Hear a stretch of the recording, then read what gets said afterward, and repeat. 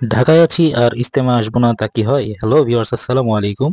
আজকে আমি রওনা দিয়েছি ঢাকার টঙ্গীর উদ্দেশ্যে, যেখানে বিশ্ব তাবলিগি ইজতেমা হয় প্রতি বছর। তো এই বছর খুব কাছ থেকে আমার দেখার সুযোগ হয়েছে। টঙ্গীর তুরাগ তীরে চলছে বিশ্ব মুসলিমের গণজামায়াত বিশ্ব ইজতেমা। শুক্রবার ৩১শে জানুয়ারি থেকে শুরু হয়, আয়োজন চলবে ২ ফেব্রুয়ারি পর্যন্ত। রোববার আখেরি মোনাজাতের মাধ্যমে শেষ হবে বিশ্ব ইজতেমা। বিশ্ব ইজতেমা মূলত তাবলিগ জামাতের সঙ্গে যুক্ত মুসলিমদের একত্রিত হওয়া একটি মাধ্যম। এখানে একত্রিত হয়ে তারা তাবলিগের গুরুত্বপূর্ণ মুরব্বী আলেমদের বিভিন্ন বয়ান ও ধর্মীয় কথা শুনে থাকেন। প্রতিদিন ফজর নামাজ পর থেকে এশার নামাজের আগ মুহূর্ত পর্যন্ত আল্লাহ তাআলার উপর ঈমান দৃঢ় করা ও ব্যক্তিজীবনের সব ক্ষেত্রে ইসলামকে কিভাবে ধারণ করা যায়, এখানে এই বিষয়ে আলোচনা করা হয় বলে জানিয়ে থাকেন সংশ্লিষ্টরা। তাবলিগ সংশ্লিষ্টরা বলেন, ইজতেমা মাঠে বয়ানের মাধ্যমে উদ্দেশ্য থাকে মূলত মানুষের মাধ্যমে ঈমানি চেতনা বৃদ্ধি এবং দিন প্রসারের ভাবনা তৈরি করা, এবং তাদেরকে তাবলিগের নির্দিষ্ট সময় অর্থাৎ ৪০ দিন ৪ মাসের জন্য বের হওয়ার জন্য উৎসাহিত করা হয়। এখানে আগতরা একে ইসলাম সম্পর্কে জানার একটি মাধ্যম হিসেবে মেনে থাকেন। তবে এর বাইরে কিছু মানুষের মাঝে তাবলিগের বিশ্ব ইজতেমা নিয়ে কিছু কিছু ভুল ধারণা রয়েছে। যেমন, কেউ বলে থাকেন বা মনে করেন ইজতেমায় এলে গুনাহ মাফ হয়ে যায়। কেউ একে গরিবের হজ ভেবে থাকেন। আরেকটি বিভ্রান্ত রয়েছে বিশ্ব ইজতেমার মোনাজাতকে ঘিরে।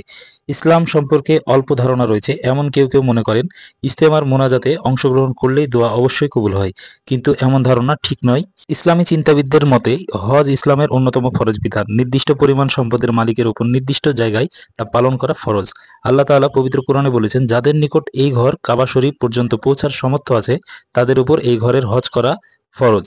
এটা সূরা আল ইমরানের ৯৭ নম্বর আয়াতে বলা হয়েছে। নবী সাল্লাল্লাহু আলাইহি ওয়াসাল্লাম বলেন, হে লোক সকল, আল্লাহ তোমাদের উপর হজ ফরজ করেছেন, সুতরাং তোমরা হজ করো।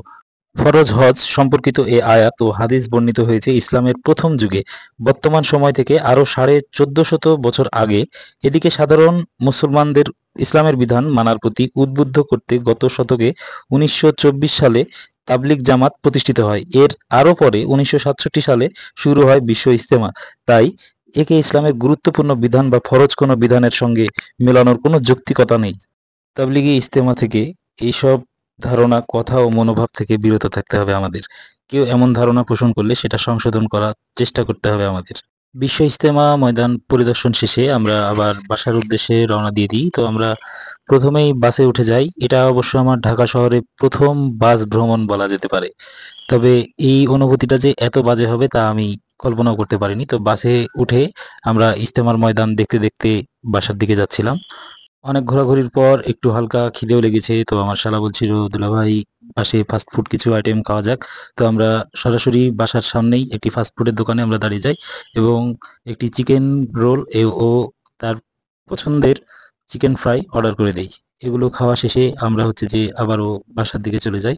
তো ভিউয়ার্স, আজকের ভিডিও এই পর্যন্তই। আবারও দেখা হবে নতুন কোনো ভিডিওতে, এবং ভিডিওর কোনো ভুল ভ্রান্তি থেকে থাকলে সকলেই ক্ষমা দৃষ্টিতে দেখবেন। আসসালামু আলাইকুম।